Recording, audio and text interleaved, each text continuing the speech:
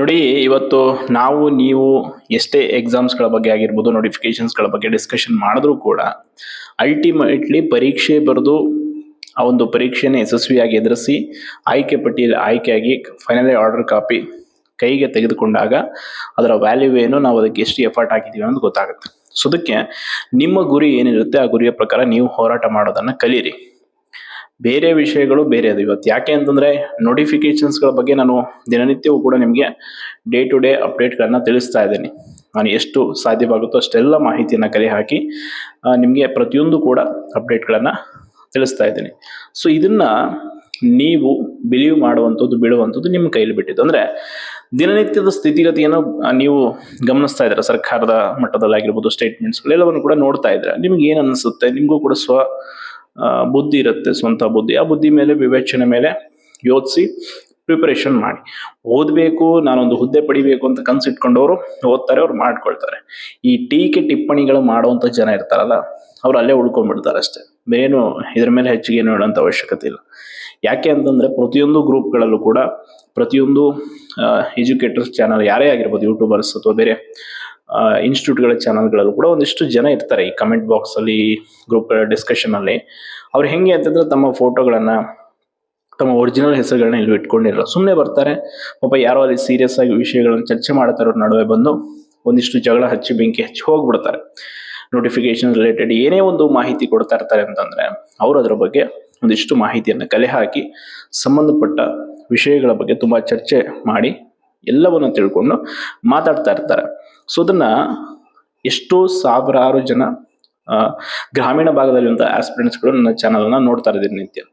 So ಅವರಿಗೆ ಈ ವಿಷಯದ ಬಗ್ಗೆ ದಿನನಿತ್ಯ ಅಪ್ಡೇಟ್ ಸಿಗ್ತಾ ಇರೋದ್ರಿಂದ ಅವರಿಗೆ ಒಂದು ಭರವಸೆ, ಓದೋದಕ್ಕೆ ಮತ್ತಷ್ಟು ಹುಮ್ಮಸ್ಸು ಬರ್ತಾ ಇರುತ್ತೆ. ಹಳ್ಳಿ ಭಾಗದಲ್ಲಿ ಪ್ರತಿನಿತ್ಯ ಪೇಪರ್ ಬರೋದೇ ಹೆಚ್ಚು, ದಿನಪತ್ರಿಕೆ ಕೂಡ ಸಿಗಲ್ಲ. ಅಂತ ಊರಲ್ಲಿರೋರು ಕೂಡ ದಿನನಿತ್ಯ ತಮ್ಮ ಕನಸನ್ನ ಬೆನ್ನು ಹತ್ತಿ ಹೋರಾಟ ಮಾಡ್ತಾ ಇರ್ತಾರೆ.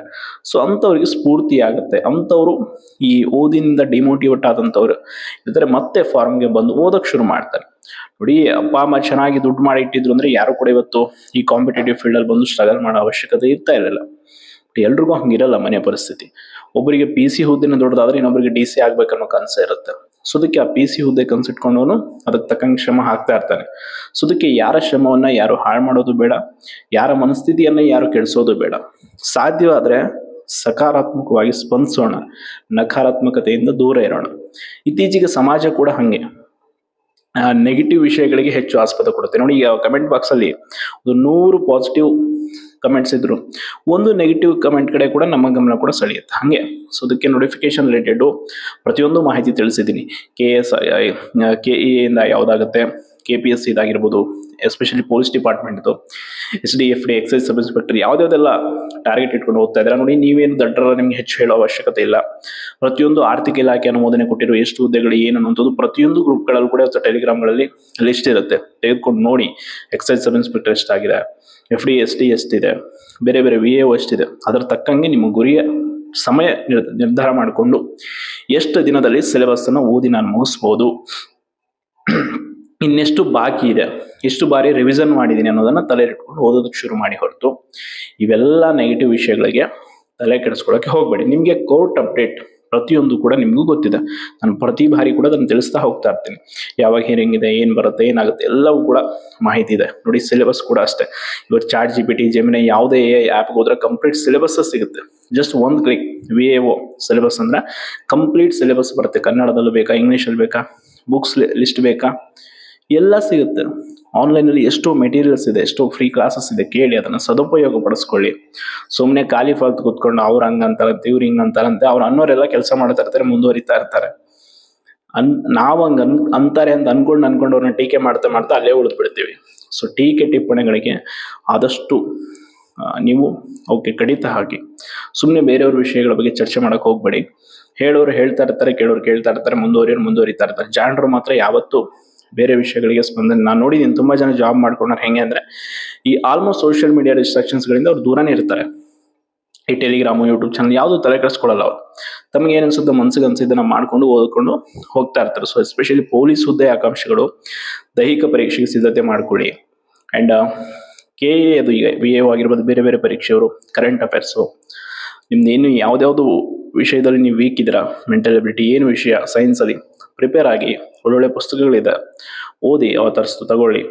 ಅದನ್ನು ಬಿಟ್ಟು ಯಾವುದೇ ಕಾರಣಕ್ಕೂ ನೆಗೆಟಿವ್ ಆಗಿ ಯೋಚನೆ ಮಾಡಬೇಡಿ. ಯಾಕಂದ್ರೆ ಇಲ್ಲಿ ಪಡೆದ ಜ್ಞಾನ ಒಂದಲ್ಲ ಒಂದು ದಿನ ಬೇರೆ ಒಂದು ಎಲ್ಲಾದ್ರೂ ನೀವು ಬಳಸ್ಕೋಬಹುದು. ಆದ್ರೆ ಇಲ್ಲಿ ಪ್ರಾಮಾಣಿಕವಾಗಿಲ್ಲ ಈ ತಯಾರಿಯಲ್ಲಿ ಅಂದ್ರೆ ಸತ್ರು ನೀವು ಬೇರೆ ಯಾವುದೇ ಫೀಲ್ಡ್ಗೆ ಹೋದ್ರೂ ಏನು ಮಾಡೋಕ್ಕಾಗಲ್ಲ.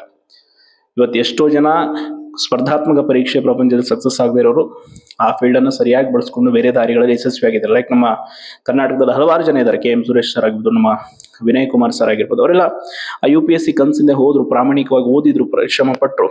ಬಟ್ ಅವ್ರು ಸೆಲೆಕ್ಷನ್ ಆಗಿಲ್ಲ. ಬಟ್ ಇವತ್ತು ಅವರಿಂದ ಸಾವಿರಾರು ವಿದ್ಯಾರ್ಥಿಗಳು IAS IPS ಆಗ್ತಾ ಇದ್ದಾರೆ. ಸೊ ಅದು ಸಾಮಾನ್ಯದ ಮಾತಲ್ಲ. ಜ್ಞಾನವನ್ನ ಪಡೆದವನು ಒಂದಲ್ಲ ಒಂದು ದಿನ ಸಮಾಜದಲ್ಲಿ ಗೌರವವನ್ನ ಪಡ್ಕೊಳ್ತಾನೆ. ಜ್ಞಾನ ಶಿಕ್ಷಣಕ್ಕೆ ಯಾರು ಬದ್ಧರಾಗಿರ್ತಾರೋ, ನಿಷ್ಠರಾಗಿರ್ತಾರೋ ಅವರು ಗೆದ್ದೇ ಗೆಲ್ತಾರೆ. ಲೈಕ್ ನಮ್ಮ ಚಾಣಕ್ಯ ಅಕಾಡೆಮಿ ಬಿರಾದರ್ ಸರ್ ಕೂಡ ಇವತ್ತು ಅವರಿಂದ ಎಷ್ಟು ಜನ ಪೊಲೀಸ್ ಆಗಿದ್ದಾರೆ, ಎಷ್ಟು ಜನ PSI ಇದ್ದಾರೆ, FD SD ಆಗಿದ್ದಾರೆ. ಸೊ ಅವರೆಲ್ಲ ಸುಮ್ಮನೆ ಅಲ್ಲ. ಅದಕ್ಕೆ ಪ್ರಾಮಾಣಿಕವಾಗಿ ಅಧ್ಯಯನ ಮಾಡಿ. ನಿಮ್ಮಲ್ಲಿ ಪ್ರಾಮಾಣಿಕತೆ ಕೊರತೆ ಇತ್ತು ಅಂದ್ರೆ ಖಂಡಿತವಾಗಿ ಅದು ನೀವು ಅನ್ಕೊಂಡ ಗುರಿ ಸಾಧಿಸೋಕ್ಕಾಗಲ್ಲ. ಸೊ ಪ್ರಾಮಾಣಿಕವಾಗಿರಿ, ಆದಷ್ಟು ಪ್ರಯತ್ನ ಪಡಿ. ಇದು ಸಿಕ್ಕಿಲ್ವಾ, ಬೇರೆ ದಾರಿಯನ್ನು ರೂಪಿಸ್ಕೊಳ್ಳೋಣ. ಪ್ಲಾನ್ B ಇದ್ದೇ ಇದೆ. ಬಟ್ ಪ್ರಯತ್ನ, ಲಕ್ಷಾಂತರ ಹುದ್ದೆಗಳು ಖಾಲಿ ಇದೆ, ಬರೀ ಸಾವಿರಾರಲ್ಲ. ಏನೋ ಬಿಡಪ್ಪ ಖಾಲಿ ಇಲ್ಲ, ಯಾವುದೂ ಇಲ್ಲ, ನಾವೇನೋ ನೋಟಿಫಿಕೇಶನ್ಸ್ ಇಲ್ಲ, ಆಗತ್ತೆ. ಎಲ್ಲಿಗೆ ಹೋಗುತ್ತೆ ಅದು? ಮಾಡ್ತಾರೆ, ಮಾಡಲೇಬೇಕು ಕೂಡ. ಸೊ ಈ ಒಂದು ಭರವಸೆಯೊಂದಿಗೆ ಸಿದ್ಧತೆ ನಡೆಸಿ.